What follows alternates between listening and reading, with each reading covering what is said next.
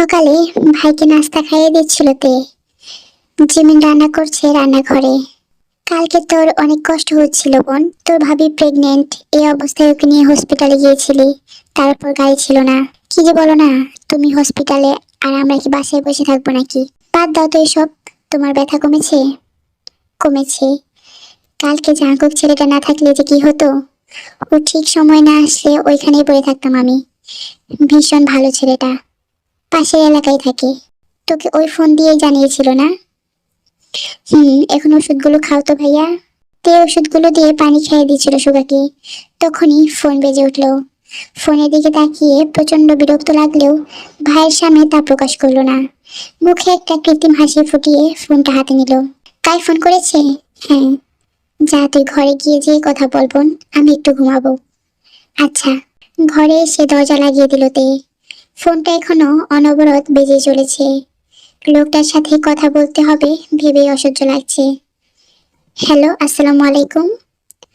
ওয়ালাইকুম আসসালাম, কেমন আছো জান? দেখুন, আপনাকে আমি এসব বলতে মানা করেছি। আপনার সাথে এখনো বিয়ে হয়নি যে আপনি আমাকে জান ডাকবেন। রাগ করছো কেন জান? বিয়ে হয়নি কিন্তু হয়ে তো যাবে, এবং খুব শীঘ্রই হবে। অসহ্যকর। কথাটা আসতে বললেও ফোনের এপাশ থেকে কাই ঠিকই শুনে ফেলেছে। এই অসহ্যকর মানুষটাকেই তোমার আজকে সারাটা বিকেল সহ্য করতে হবে। So be prepared. কথাটা শুনে ভ্রু কুঁচকে এলো তের। খানিকটা অবাক হয়ে বলল, মানে? মানে দেখা করছি আমরা, তোমাকে নিতে আসবো বিকেলে, রেডি হয়ে থেকো। ইম্পসিবল, আমি যেতে পারবো না, সরি। কেন? ভাইয়া ভাবির অনুমতি না নিয়ে আমি কোথাও যাই না। তোমার ভাবির থেকে পারমিশন নিয়ে আমি তোমাকে বলেছি। এরপর নিশ্চয়ই তোমার কোনো সমস্যা থাকার কথা না। ঠিক কিছুক্ষণ চুপ থেকে অনুরোধের সুরে বলল, প্লিজ আজকে না, আমি আর কোনো কথা নয়, বিকেলে যেন লেট না হয়। I just need you today. খট করে কেটে গেল ফোনটা। ঠাস করে ফোনটা ছুঁড়ে মারলোতে। খুব করে কান্না পাচ্ছে ওর, খুব। তের বয়স যখন 6 বছর, তখনই ওর বাবা মারা যায় হার্ট অ্যাটাকে। বাবার মৃত্যুর শোকে 7 দিনের মাথায় ওর মাও স্ট্রোক করে। এতিম হয়ে যায় 2 ভাই বোন।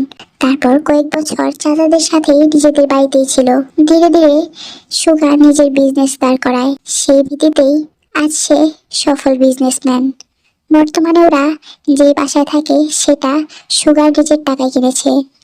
ওদের বাবা যখন মারা যায়, তখন ওদের বাসায় জমি জমা নিয়ে বেশ ঝামেলা চলছিল। কয়েকবার ওর চাচাদের সাথে ঝগড়া হয়েছিল ওর বাবার। এর মধ্যে হঠাৎ ওর বাবার অ্যাটাক হয়। ডাক্তার বলেছিল অতিরিক্ত টেনশনের কারণেই অ্যাটাক হয়েছিল। তখন থেকেই সুগার বাবার মারা যাওয়ার পেছনে ওর চাচাদের দায়ী করে। ওর ধারণা এই সম্পত্তিজনিত কারণেই ওর বাবা টেনশনে ছিল। বিয়ে করার পর সুগা আর ওই বাসায় থাকেনি। জিমিন আর তেকে নিয়ে নিজেদের বাসায় চলে আসে। ছোট থেকে এই ভাই তেকে আগলে রেখেছে। আর জিমিন ভাবি, ও তো যেন ওর মা, নিজের সন্তানের মতোই আদর করে। ভাই ভাবির উপর কখনোই কোনো কথা বলেনি তে, কখনো বলতেই পারবে না, আর বলতে চায়ও না সে। কাই ভাই আর বন্ধুর ছোট ভাই, সুগার পছন্দের ছেলে। সুগা যখন তার মতামত জানতে চেয়েছিল, তখন না বলতে পারেনি তে। তার সাথে বাগদান হয়ে গেছে তে, হয়তো বিয়েটাও হয়ে যাবে খুব তাড়াতাড়ি। এমন না যে তে কাউকে ভালোবাসে, কাউকে বিয়ে করতে তার কোনো সমস্যাও ছিল না। কিন্তু লোকটা সবার সামনে যতটা ভালো দেখায়, সে ততটা ভালো না। সুযোগ পেলেই তের সাথে অসভ্যতামি করে সে। তার কথাবার্তাও বিশেষ সুবিধার লাগে না তের কাছে। সন্ধ্যা 6টা 30 বাজে। গাড়ি নিয়ে বেরিয়েছে জাঙ্কুক। কোনো উদ্দেশ্য নেই, এমনি ঘুরতে বেরিয়েছে। কালকে রাতের পর থেকেই ভালো লাগছে না তার। রাতে ঘুমও হয়নি ঠিক মতো। মনের মধ্যে বারবার একটা অদ্ভুত ইচ্ছা জাগছে। কারণটা তার জানা নেই, তবে তার খুব নিচ থেকে দেখতে ইচ্ছে করছে। তেদের বাসার কাছেই একটা জায়গায় গাড়ি থামিয়ে অযথায় দাঁড়িয়ে আছে সে। হঠাৎই একটা গাড়ি থামলো ওদের বাসার সামনে। থেকে বের হতে দেখে মুখে হাসি রেখা ফুটে উঠল জাঙ্কুকের। দ্রুত পায়ে এগিয়ে গেল সে। মিস্তে, কেমন আছেন? পাশ থেকে কারো ডাকে চমকে উঠল। চোখ ঘুরিয়ে জাঙ্কুককে দেখে বেশ অবাক হলো। জি ভালো, আপনি এখানে? এসেছিলাম একটা কাজে, আপনার সাথে দেখা হয়ে গেল। বেশ উৎফুল্ল শোনালো ওর গলা। তে কিছু বলবে তার আগেই কায় এসে পাশে দাঁড়ালো। হাত ধরে তে ছাড়াতে চায় কিন্তু পারে না। শক্ত করে ধরে আছে কাই। বিষয়টা চোখে এড়ায় না জাঙ্কুকের। কেউ নেই। উনি কালকে ভাইয়াকে হসপিটালে নিয়ে গিয়েছিল। কায়ের দিকে হাত বাড়িয়ে দেয় জাঙ্কুক, হাসি মুখে বলে, আমি জাঙ্কুক। কায়ও হাত মেলায়, আমি কাই, নাইস টু মিট ইউ। থেকে জিজ্ঞেস করে, কে হয় উনি আপনার কাজিন? না, আমার বাগদত্তা। তের মুখে বাগদত্তা শব্দটি শুনে কিছু সময়ের জন্য নির্বাক হয়ে গেল জাঙ্কুক। তারপর নিজেকে সামলে নিয়ে একটা ভদ্রতার হাসি দিয়ে বলল, ওহ, কংগ্রেচুলেশন। বিয়ে কবে আপনাদের? জাঙ্কুকের প্রশ্ন শুনে তেকে আরো কাছে টেনে নিল কাই।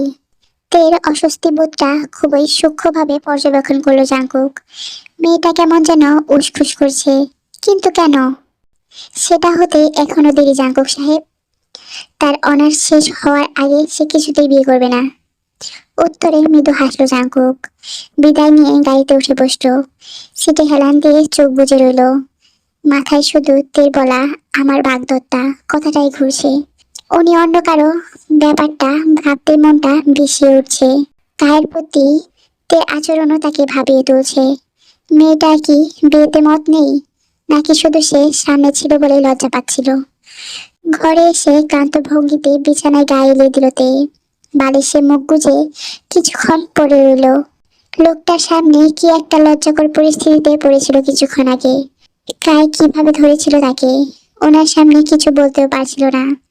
দরজা ঠেলে মায়ের রুমে ঢুকলো জাঙ্কুক। জিন তখন এক মনে তসবি গুনছিল। দরজা খোলার শব্দ শুনে মুখ তুলে তাকালো সে। জাঙ্কুককে দেখে খুশি হলেও পরক্ষণেই মুখে চিন্তার ছাপ ফুটে উঠল তার। ছেলেকে কেমন যেন বিষণ্ণ দেখাচ্ছে। চোখগুলো লাল হয়ে আছে, চুল উস্কো খুস্কো। আসবো মা? ছেলে ডাকে ধ্যান ভাঙলো তার। আয় বাবা। ধীর পায়ে মায়ের পাশে যেয়ে বসলো জাঙ্কুক। জিন মাথায় হাত বুলাতে বুলাতে বলল, কি হয়েছে বাবা, তোকে এমন দেখাচ্ছে কেন? জাঙ্কুক কিছু বলল না, মায়ের কোলে মাথা দিয়ে শুয়ে পড়ল। জিন বেগমের কপালে চিন্তার ভাঁজটা আরো একটু কুঁচকে এলো। তার ছেলে যে মন খারাপ এটা বেশ ভালোই বুঝতে পারলো। আদুরে গলায় বলল, কি হয়েছে বাবা, বল আমাকে, শরীর খারাপ? ওহো, আমি ঠিক আছি মা। কিছুক্ষণ চুপ থেকে আবার বলল, আচ্ছা মা, তুমি তো বাবাকে এখনো ভালোবাসো তাই না? ছেলের মুখে হঠাৎ এই প্রশ্ন শুনে যার পরনাই অবাক হলেন জিন। ছেলের সাথে সে অনেকটাই সহজ। জাঙ্কুকের যখন 10 বছর বয়স তখনই ওর বাবা মারা যায়। স্বাভাবিক মৃত্যু হয় ওর বাবার। এরপর আজ 19 বছর হতে চলল ছেলেকে একাই মানুষ করেছেন তিনি। বাসার লোকেরা অবশ্য বলেছিল বিয়ে করতে, কিন্তু প্রথমত ছেলের কথা ভেবে এবং দ্বিতীয়ত তিনি নিজের স্বামীর জায়গা কাউকে দিতে পারবে না, এজন্য বিয়ে করেননি। স্বামীকে প্রচন্ড ভালোবাসতেন উনি। হয়তো আজ মানুষটা নেই, তবে ভালোবাসাটা একটুও কমেনি। স্বামীর কথা মনে পড়াতে চোখ দুটো ভিজে এলো তার। এক হাতে পানি মুছে সিক্ত গলায় বললেন, তোর বাবা মানুষটাই এমন, ওনাকে ভালো না বেশে থাকাই যায় না। বড্ড ভালো ছিলেন উনি, আল্লাহর অনেক প্রিয়, নয়তো কি আর আল্লাহ এত তাড়াতাড়ি নিয়ে যান? কিন্তু বাবা তো নেই। ছেলের কথায় মৃদু হাসলেন উনি। তো কি হয়েছে, উনি নেই বলে কি আমি ভালোবাসতে পারবো না? শোন বাবা, ভালোবাসাটা একান্তই নিজস্ব অনুভূতি।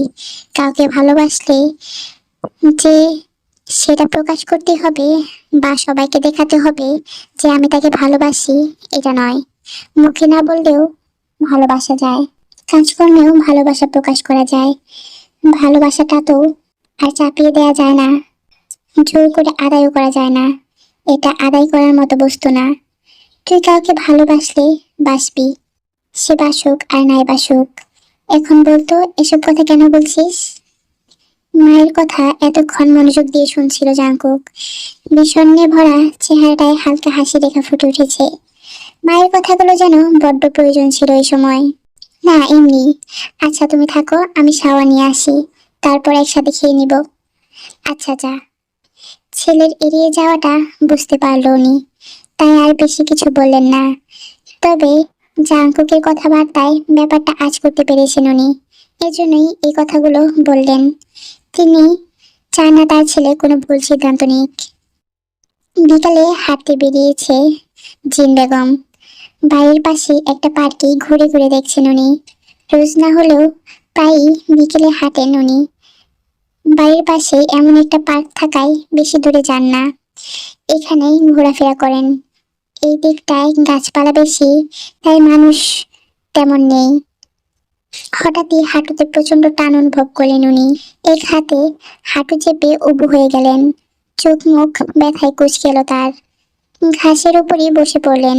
তার আগেই পাশ থেকে কেউ এসে ধরল ওনাকে। অস্থির কণ্ঠে বলল, কি হয়েছে আন্টি? আমাকে ধরুন, নইতে পড়ে যাবেন। পাশে থাকা মেয়েটার হাতটা শক্ত করে ধরলেন জিন। মেয়েটা তাকে ধরে ধরে পাশে একটা বেঞ্চে বসালো। আপনার কি হাঁটুতে ব্যথা হচ্ছে আন্টি? হ্যাঁ রে মা, এতদিন ছিল না, আজকে হঠাৎ কেন হলো বুঝতে পারছি না। আপনি কার সাথে এসেছেন? আমি তাকে ডেকে নিয়ে আসি। আমি একাই এসেছি মা, পাশেই আমার বাসা। ওহ, তাহলে আপনার ব্যথা একটু কমলে বাসায় দিয়ে আসি। মেয়েটার ব্যবহারে রীতিমতো মুগ্ধ জিন। চেহারা দিকে তাকিয়ে দেখলো বেশ মিষ্টি দেখতে মেয়েটা। নাম কি মা তোমার? জি, আমি তে। বাহ, বেশ মিষ্টি নাম তো। নামের সাথে তুমিও নিজেও বেশ মিষ্টি। জবাবে মৃদু হাসতে। মহিলাটার মিষ্টি মেয়ে কথাটা শুনে জাঙ্কুকের প্রথম তিনি বলা আপনি খুব মিষ্টি একটা মেয়ে কথাটা মনে পড়ে গেল তের। জিন বেগমকে বাসায় নিয়ে এসেছে তে। গাড়িতে উঠতে কষ্ট হবে বলে হাত ধরে ধরেই নিয়ে এসেছে ওনার বাসায়। আসার পথেই সারাক্ষণ উনি এটা ওটা জিজ্ঞেস করেছে। অনেক মিশুক। মহিলা বেশ বিত্তবান, বাড়িঘর দেখেই বোঝা যায়। বাসায় বেল বাজাতেই একজন বয়স্ক মহিলা দরজা খুলে দিল। কাজের লোক হবে হয়তো। জিনকে সোফায় বসিয়ে দিল তে। আন্টি, আমি তাহলে আসি। সে কি মা, কিছু খেয়ে যাও। আমার জন্য কতটা কষ্ট হলো তোমার। না না, কষ্ট কেন হবে? আজকে আর কিছু খাবো না, সন্ধ্যা হয়ে যাচ্ছে, বাসায় ফিরতে হবে। আল্লাহ হাফেজ। আচ্ছা, সাবধানে যেও। আল্লাহ হাফেজ। বাসায় এসে ঢুকতেই সোফায় বসা মানুষটাকে দেখে বেশ ভালোই অবাক হয়ে গেল তে। ভুল ত্রুটি হলে ক্ষমার দৃষ্টিতে দেখবে। আর পরের পর্ব খুব তাড়াতাড়ি দিব, তাই নেক্সট কমেন্ট না করে গল্প কেমন লাগছে সেটা বললে বেশি খুশি হব। ধন্যবাদ।